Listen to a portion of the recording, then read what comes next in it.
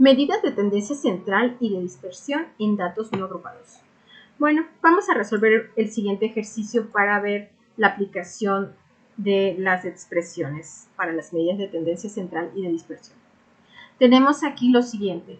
Considere en una población los siguientes 5 valores: 8, 3, 7, 3 y 4. Y nos está pidiendo que se determinen las medidas de tendencia central de la población y determinemos la desviación estándar tanto de la población también. Y el rango. ¿Qué necesitamos? Bueno, recordaremos que nuestros datos, ¿qué es lo primero que tenemos que hacer? Bueno, aquí no pasa nada, ¿verdad? Podemos usarlos de tal manera, pero si es posible los podemos ordenar. Estos son los datos originales como nos los están dando, pero ya ordenados nos quedarían de esta manera. Podemos hacer la sumatoria y aquí podemos ver que tenemos un total de 25. ¿Para qué nos sirve este dato? Bueno, dado que nos está pidiendo la media poblacional de este conjunto de datos, recordemos que la expresión es la siguiente. Tenemos la simbología que hace referencia a la media poblacional y dice que es la sumatoria, ¿verdad?, de todos los valores. ¿Y quién es X? Son cada uno de estos valores. Los sumas todos y los divides entre n. ¿Quién es n? Bueno, cuenta cuántos datos tienes. 1, 2, 3, 4, 5. Tienes 5 datos, entonces 25 entre 5, dices que tu media poblacional es de 5. Hasta aquí el dato de nuestra media poblacional. Pero también nos está solicitando la otra medida de tendencia central, como es la mediana. Recordemos que la mediana es una medida de posición y que nos representa el 50% de los datos. Aquí algo muy importante. Podemos tener dos situaciones.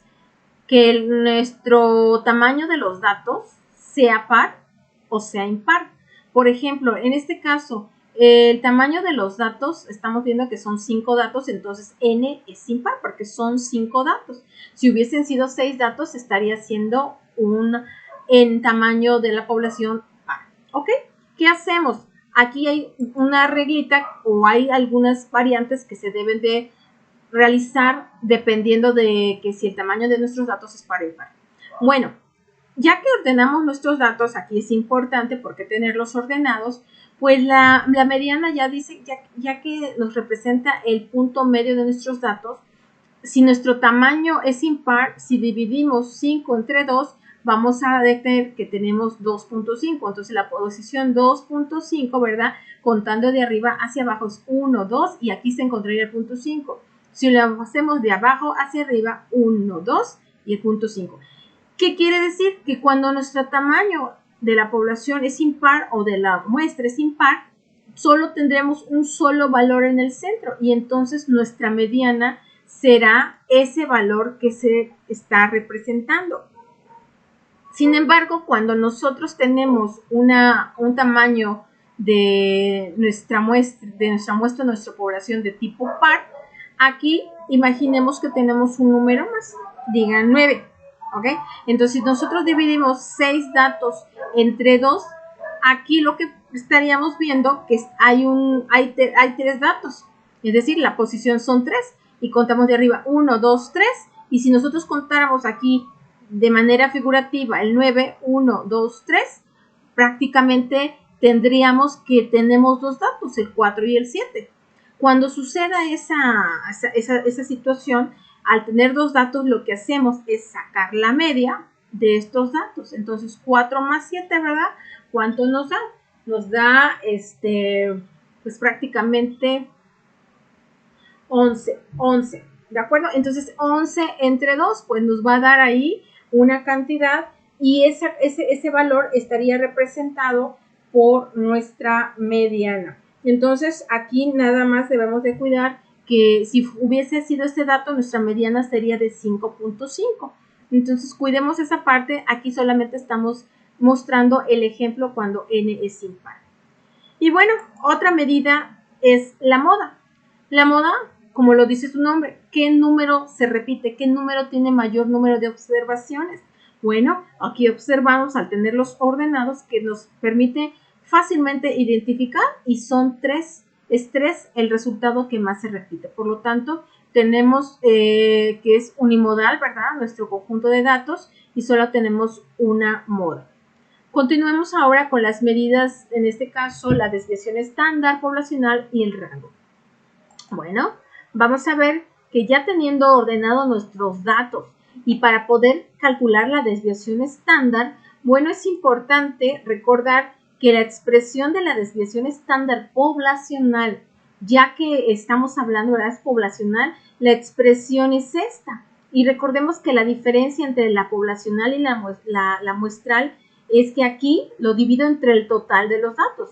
Recordemos que X representa a cada uno de mis datos y este símbolo es el símbolo de la media poblacional.